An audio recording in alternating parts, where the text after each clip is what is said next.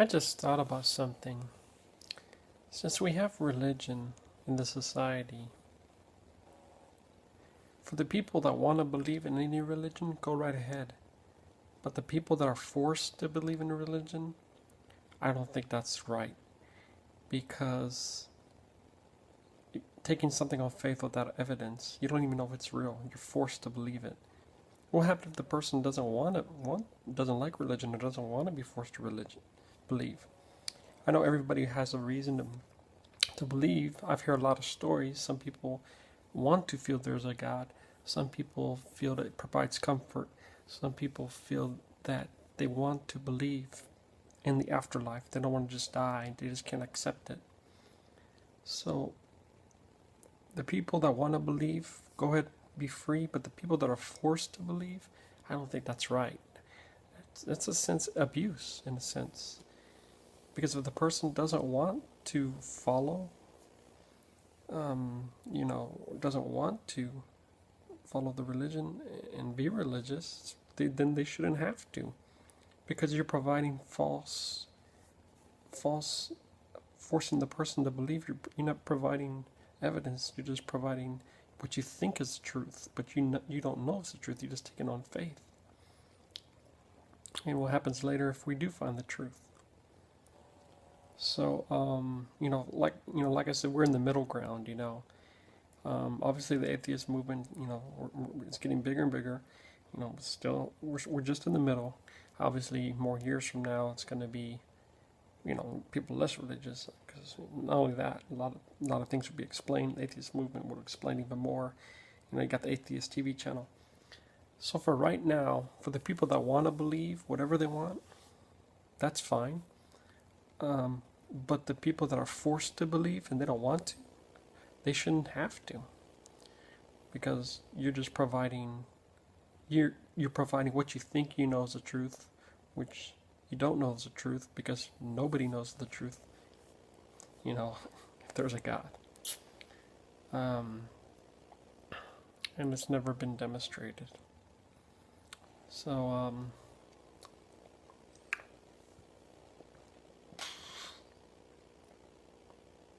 I personally think everybody should be atheist, or be secular in some way, because people shouldn't just take things on faith. People shouldn't just believe. People should question things. Why do you believe? How do you know it's God's word? So many religions. How do you know? They just take it on faith. Because everything that I hear that Jesus did, and all these from the religions, it's just a time. It's yesteryear. It's past. We're in the 2014. We should let it go. We really should let it go, because it's things that science have debunked. The Bibles, suicides, Earth revolves sun, sun revolves Earth, having plants before sunlight, contradictions in the Bible, beast before human, human before beast, and just many contradictions.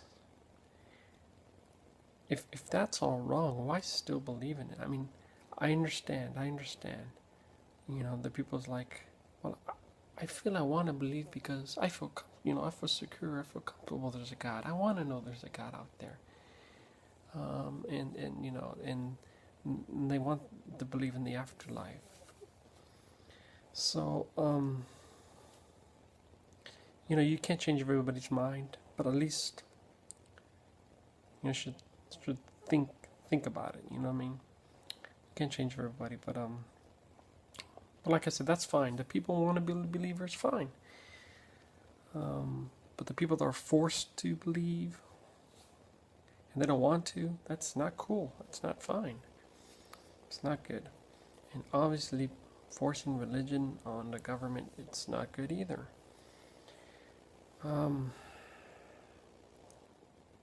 Religion was like an early form of government back then, they made laws for kind of everything. You know, the 613 Mosaic laws.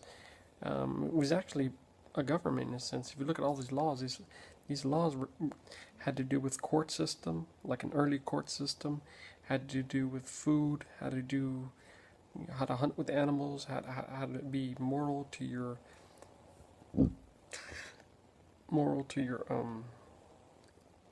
well, the funny thing about this morality thing is very contradictory.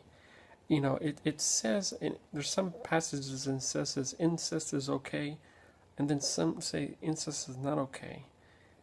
You know,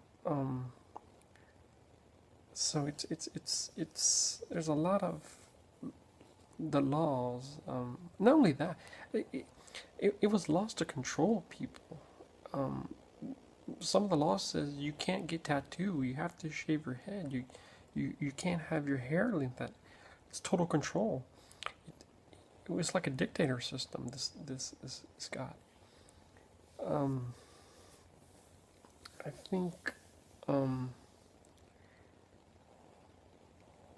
So it boils down to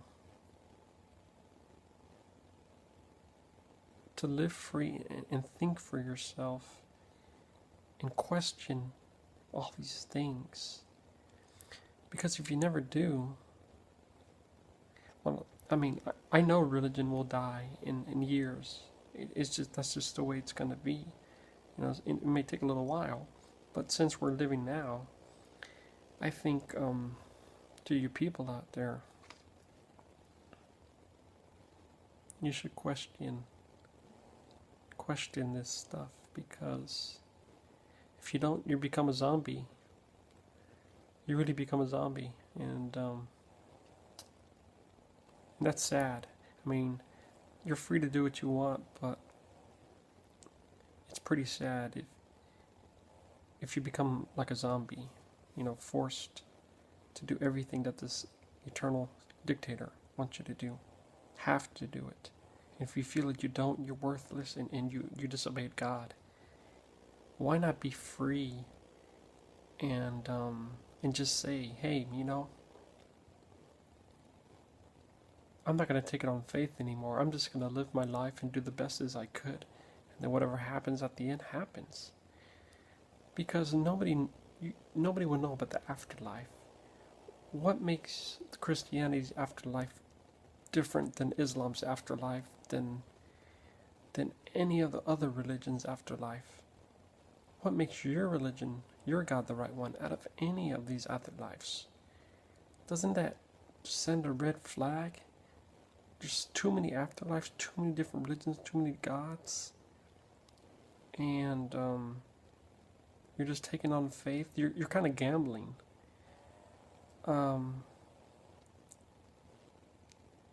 You know, you say you have nothing to lose to believe, and if you don't, you have something to lose. But it's the opposite. You have everything to live for. All that time wasted. Time is now. Why would a God just send anybody to hell for not believing? And this goes to any of the religions, any of the versions of hells and heaven. To me, the way I see it, and the way I have always seen it, is to live your life the best you can, to be the best person you can, because you just might have one life, and that's it. You know? More than likely, you probably will only have one life. Because if the religions are false, of the contradictions, and what makes the rest of the book true? What makes it true that there's an afterlife? There's been afterlives in everything, from Egyptians, from all societies and cultures. What makes it true?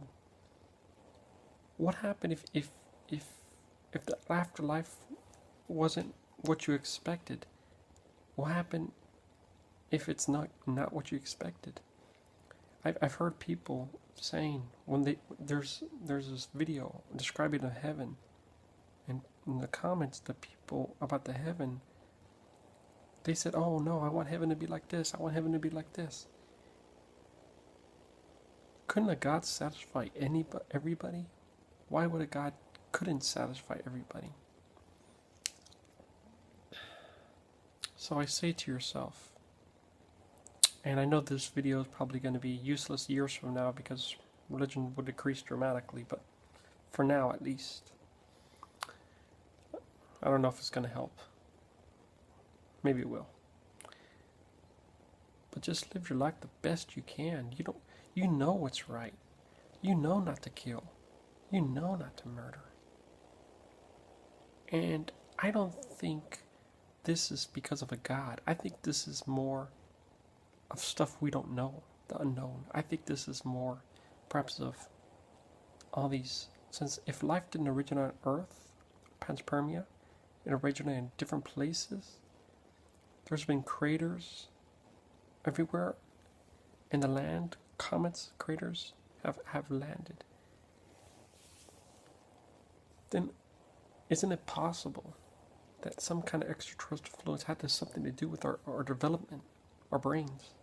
And this is why we know, but not a God. And if that's true, of course nobody could have known that 3,000 years ago. Nobody would have thought about aliens. But the funny thing is, there's been alien drawings in Egyptian pyramids before the Bible. So something happened. I think aliens have to do something with our existence. And actually, a lot probably with our existence. I don't know, whatever you want to call these aliens. There's 10,000 exoplanets that resemble Earth, that totally have life just like Earth. So this means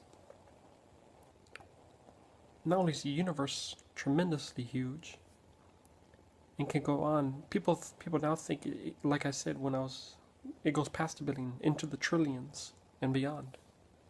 That